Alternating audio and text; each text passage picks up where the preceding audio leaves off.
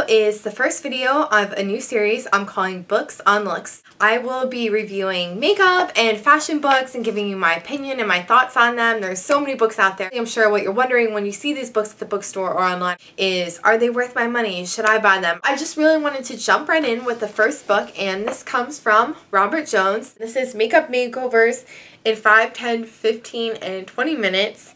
Expert Secrets for Stunning Transformations. I originally bought this because I do believe that Goss, makeup artist here on YouTube, did include this in one of his lists of recommended books. So I picked this up probably in about February, and I've been working with it maybe for about two or 3 months on and off. This much of the book is just basic information: how to apply your foundation, what colors might look good with your eye color, different sorts of brushes, basics on powder. So these are the basics of the book, and these are actually the looks that you get.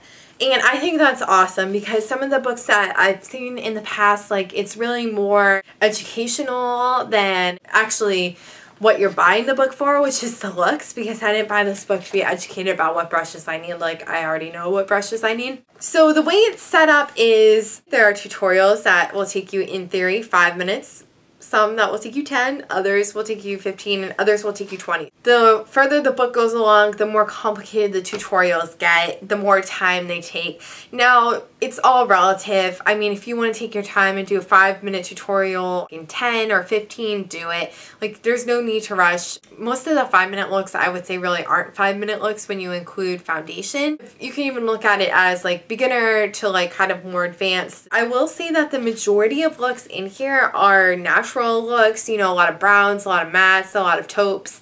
There are some throughout which are, you know, maybe greens, blues, and purples on the eye. For the most part, I would say this is pretty standard. I don't think this book ultimately pushes me myself out of my comfort zone, and kind of when I look to books like this, I look to be pushed out of my comfort zone. And these, I just thought it was a lot of really natural and neutral looks, you know, sprinkled in with maybe, oh, a magenta lip. Okay, great. You know, I know how to do that. One thing I do like about it is each look is broken down into eyes, and then cheeks, and then lips. What you'll notice here is that there's no mention of foundation, which I love because I hate reading books where they're like, apply your foundation. Okay, I get it. I'm wearing foundation. You don't have to tell me every single look to put on foundation. And chances are, even if you tell me how to put foundation on in your book, I'm just going to do it my way anyway. It just says apply your foundation with a wet sponge, and I'm not really a wet sponge person. I'm really more like a brush person, so I don't even do it the way he recommends. One thing I do not like about this book is he calls his brushes by his own numbering system. So he'll say, for example, use a number 22 highlighting brush. What does that mean? It's not a MAC number, but I have no idea what a number 22 highlighting brush is. So if I'm on this page and that says use number 22 highlighting brush, I have to flip all the way to the front to page, where is it? 58, where I find out my number 2 highlighting brush is really just a medium eyeshadow brush. And why couldn't he just say use a flat eyeshadow brush?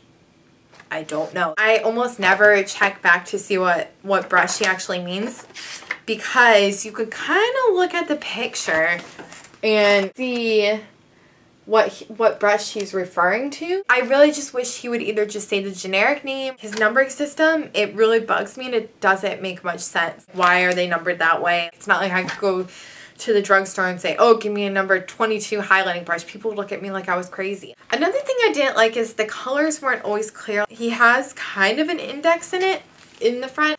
How often are you really going to reference this?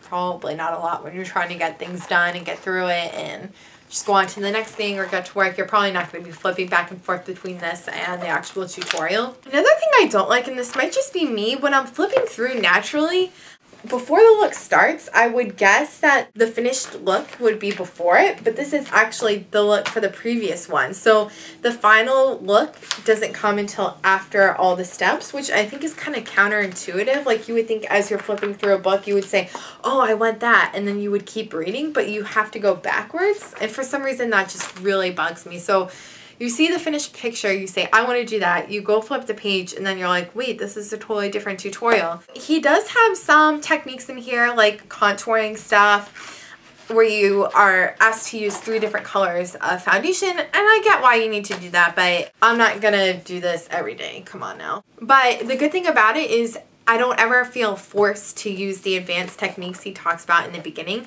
I feel like foundation is very much a personal preference, so I don't ever feel like I'm being forced to change the way I do something, which is really good because I probably wouldn't use the book if I felt like he was forcing me to change. I would definitely recommend picking up this book if you're looking for a lot of different ways to do a lot of different natural looks. I think it's good. If you're just a beginning person, you could probably benefit from this book because it will push you beyond your comfort zone.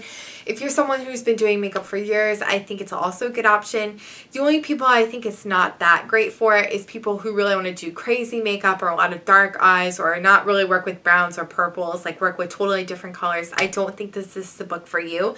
I do think it's worth the money that it costs though. So that's what I think about Robert Jones's Makeup Makeovers in 5, 10, 15, and 20 minutes. So stay tuned for the next review, and I'll also be doing a look from this book so you could kind of get a feel for how it works, and you could judge for yourself whether or not you think it's worth it. And I will see you next time.